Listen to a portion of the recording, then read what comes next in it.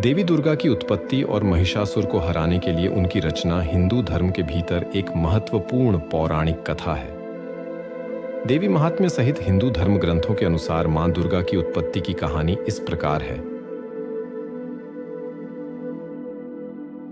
एक बार महिषासुर नाम का एक शक्तिशाली राक्षस था जिसने भगवान ब्रह्मा से एक वरदान प्राप्त किया था, जिसने उसे सभी पुरुषों के खिलाफ अजेय बना दिया था।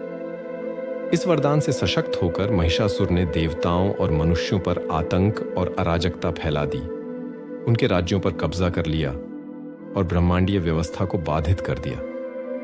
महिषासुर को हराने में असमर्थ देवताओं ने दिव्य त्रिमूर्ति ब्रह्मा, विष्णु और शिव से हस्तक्षेप की मांग की।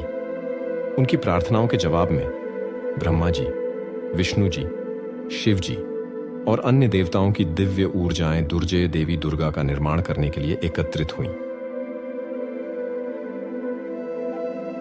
देवी दुर्गा एक तेजस्वी और भयंकर योद्धा के रूप में उभरी, जो दिव्य हथियारों से सुसज्जित थीं और शेर पर सवार थीं, जो उनकी शक्ति का प्रतीक था। महिषासुर से मुकाबला करने और ब्रह्मांडीय संतुलन बहाल करने के लिए देवताओं द्वारा उन्हें विभिन्न हथियार और दिव्य गुण प्रदान किए गए थे।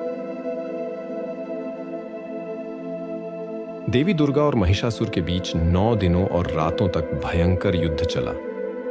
महिषासुर शुरू में मां दुर्गा को उनके स्त्री रूप के कारण कम आंक रहा था। जल्द ही युद्ध के चरम क्षण में उनकी शक्ति और कौशल से अभिभूत हो गया।